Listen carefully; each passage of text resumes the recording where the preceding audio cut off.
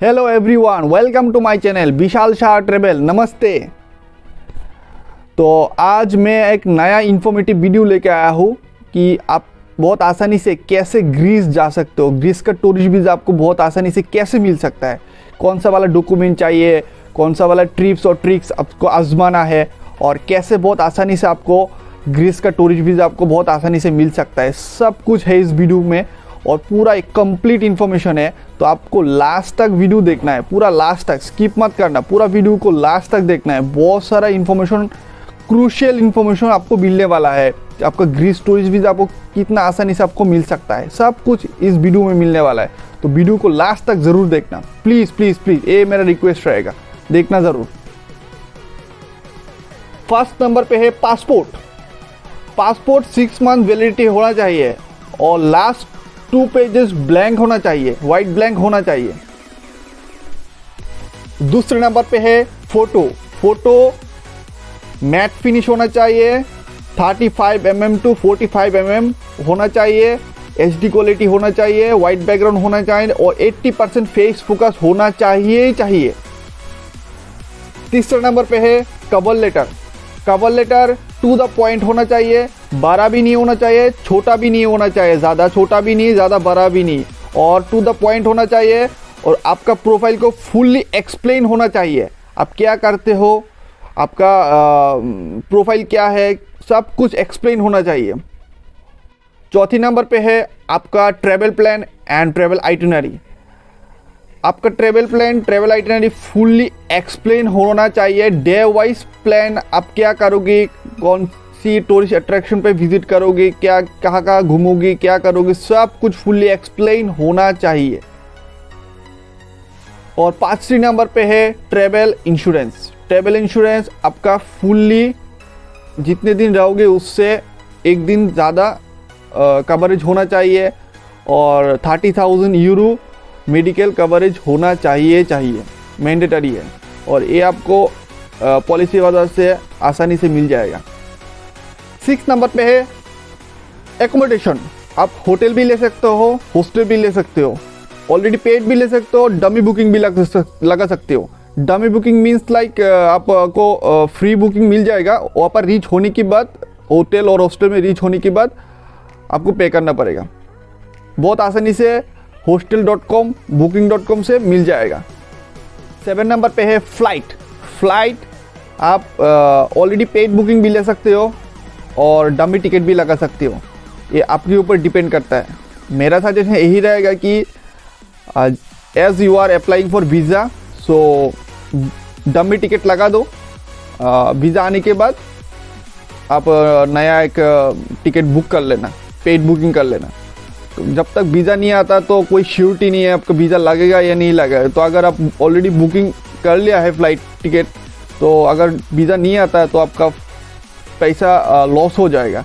तो इसकी वजह से मेरा बेस्ट यही सजेशन रहेगा, डमी बुकिंग कर लो। और डमी बुकिंग यात्री.com, make my trip and Wego, वहाँ से आसानी से मिल जाएगा। 8 नंबर पे है covid report. RT-PCR test 72 hours before कर लेना, जिसका वैलिडिटी 72 आवर्स होना ही चाहिए। और रैपिड टेस्ट अगर चाहिए देख लेना, रैपिड टेस्ट अगर चाहिए तो कर लेना, नहीं तो ठीक है, it's okay. And double vaccine होना ही चाहिए, कोविड वैक्सीन डबल डोसेस होना ही चाहिए, ऐसे मैंडेटरी है। 9 नंबर पे है अगर आप एम्प्लॉयड हो तो आपका salary slip 3 to 6 month, bank statement 3 to 6 month with seal and signature from bank must होना चाहिए। अगर आप टैक्स पे करते हो या टैक्स की कैटेगरी में आते हो तो आपको इनकम टैक्स रिटर्न 2 से 3 साल का होना ही चाहिए। अगर आप टैक्स में कैटेगरी में नहीं आते तो फ्रॉम 16 आपके पास मस्ट होना चाहिए, 2 या 3 साल का या 1 साल की भी चल जाएगा कभी कभी, बट मैं यही बताऊंगा कि आप 2 साल का या 3 साल का ट्राई करें। और आपका जो ऑफिस है, ऑफिस से NOC, नो ऑब्जेक्शन सर्टिफिकेट लेना पड़ेगा। जो HR के आप बोलोगे HR प्रोवाइड कर देगा हॉलीडेज़ के लिए। और आपका ID कार्ड मस्ट देना पड़ेगा प्रूफ के लिए। 10 नंबर पे है अगर आप सेल्फ एम्प्लॉयड हो तो, अगर आपके पास खुद का कंपनी है या पार्टनरशिप कंपनी है तो कंपनी का 3 साल का इनकम टैक्स रिटर्न और आपका पर्सनल 3 साल का इनकम टैक्स रिटर्न मस्ट चाहिए। और बैंक स्टेटमेंट, कंपनी के करेंट अकाउंट का 6 महीने का बैंक स्टेटमेंट और with seal and signature from bank and आपका पर्सनल बैंक स्टेटमेंट 6 महीने का with seal and signature from bank must होना चाहिए। और बिजनेस रजिस्ट्रेशन, अगर आपके पास जीएसटी है तो जीएसटी दिखा सकते हो, एमएसएमई है तो एमएसएमई भी दिखा सकते हो, trade licence, shop and establishment licence, partnership deed, municipal licence, कुछ भी अगर आपके पास जो भी आपके पास बिजनेस का रजिस्ट्रेशन डॉक्यूमेंट है वो आप दिखा सकते हो। और अगर आपका प्रोप्राइटरशिप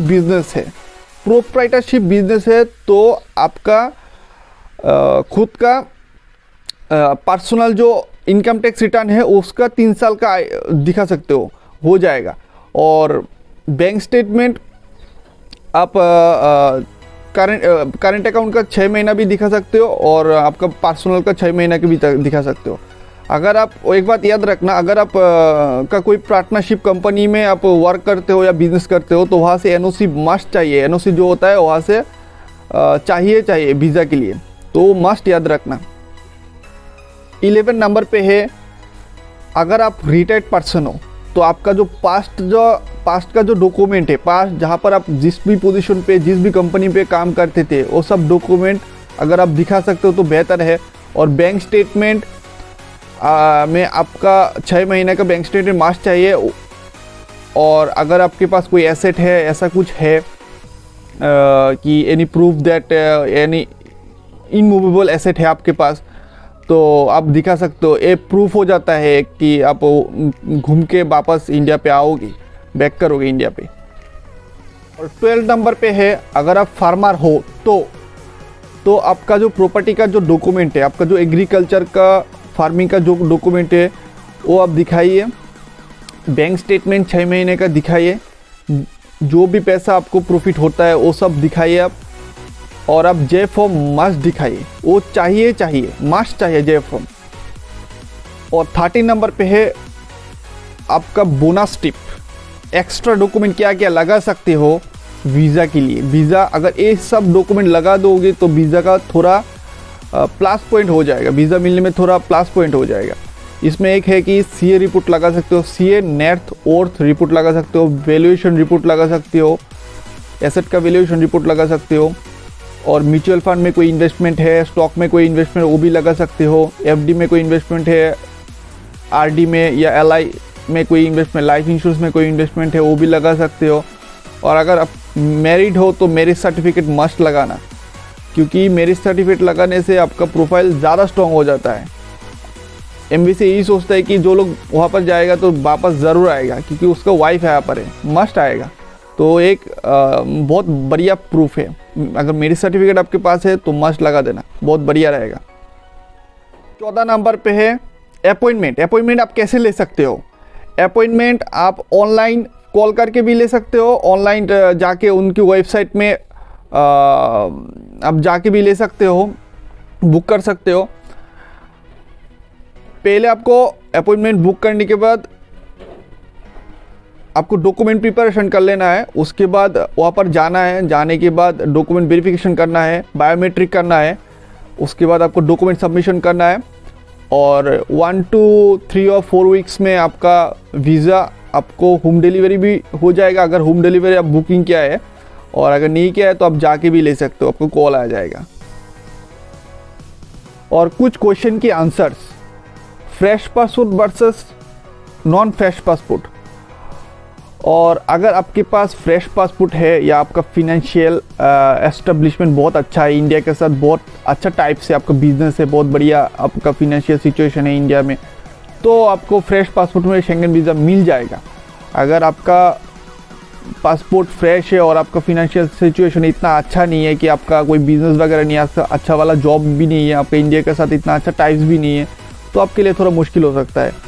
तो अगर आपके पास ट्रैवल हिस्ट्री है तो बेहतर है, ट्रैवल हिस्ट्री आपके लिए प्लस पॉइंट हो सकता है। अगर नहीं है तो फ्रेश पासपोर्ट पे अगर आप थोड़ा फिनेंशियल सिचुएशन अच्छा करके भी ट्राई कर सकते हो, वो बेहतर रहेगा। और सेकंड पे आते हैं कि बैंक स्टेटमेंट और बैंक बैलेंस कितना होना चाहिए। बैंक स्टेटमेंट देखो, बैंक स्टेटमेंट जो है ना, बैंक स्टेटमेंट सीक्वेंसली होना चाहिए, सीक्वेंसली ट्रांजैक्शन होना चाहिए, रेगुलरली ट्रांजैक्शन होना चाहिए, रेगुलरली सीक्वेंसली ट्रांजैक्शन होना चाहिए। ऐसा नहीं कि कोई सडनली 2 लाख सडनली किसी ने डाल दिया यहाँ पर और 2 दिन बाद 3 लाख डाल दिया, ऐसे नहीं हो सकता।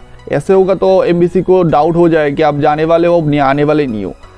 तो बैंक बैलेंस आपका सीक्वेंसली होना चाहिए। और वीज़ा कितना टाइम लग सकता है वीज़ा आने में? वीज़ा देखो डिपेंड करता है एमबीसी के ऊपर, कभी कभी 1 वीक में हो जाता है, कभी कभी 2 दिन में भी वीज़ा आ जाता है, कभी कभी 3 वीक्स या 4 वीक्स भी लग सकता है। ये डिपेंड करता है एमबीसी के ऊपर। तो एमबीसी का इंटेंशन अगर क्लियर है कि एमबीसी को, अगर तुम्हारा इंटेंशन अगर क्लियर है कि एमबीसी को समझा दिया कि कन्विंस कर ले कि मैं जाने वाला हूँ, घूम के वापस आने वाला हूँ, तो ज़्यादा टाइम नहीं लगेगा। अगर थोड़ा भी डाउट होता है तो अगर वो इंटरव्यू भी ले सकते हैं, कॉल भी कर सकते हैं, और डिपेंड करता है एमबीसी के ऊपर, जो वीज़ा देने वाला है उसके ऊपर। तो मेरे हिसाब से तो 1 वीक टू 3 वीक्स में आ जाता है, नॉर्मली आ जाता है। तो देखते हैं। तो मैं लास्ट में यही बताना चाहता हूँ कि अगर आपको वीडियो बहुत ज़्यादा इन्फॉर्मेटिव लगा तो प्लीज़ प्लीज़ प्लीज़ जितना हो सके, जितने लोगों को तक आप शेयर कर सकते हो करो। प्लीज़ लोगों को हेल्प करो इन्फॉर्मेशन के थ्रू। और प्लीज़ सब्सक्राइब कर देना और बेल आइकन हिट कर देना, क्योंकि मेरा जो नेक्स्ट जो यूरोप की वीडियोस आने वाला है वो बहुत धमाकेदार वीडियोस आने वाला है, तो उसका नोटिफिकेशन तुरंत आपको मिल जाएगा। और एक लाइक तो बनता है यार भाई, मैं इतना एफर्ट दे रहा हूँ तो एक लाइक तो बनता है ना, एक लाइक कर देना। और कमेंट में बताना कि मेरा वीडियो कितना अच्छा लगा और नेक्स्ट कौन सा वाला कंटेंट लेके मैं आऊँ। और यहाँ पर देख सकते हो आप मेरा इंस्टाग्राम का जो फ्लैश आईडी जो है ना, वो फ्लैश हो रहा है यहाँ पर। तो इंस्टाग्राम पे जाके मुझे डीएम कर सकते हो। और अगर आपकी कोई क्वेरीज है, कोई भी क्वेश्चन है, आपको कोई भी आंसर चाहिए, तो आप मुझसे बात कर सकते हो इंस्टाग्राम में जाके। तो चलिए नेक्स्ट वीडियो में मिलते हैं, and thank you so much.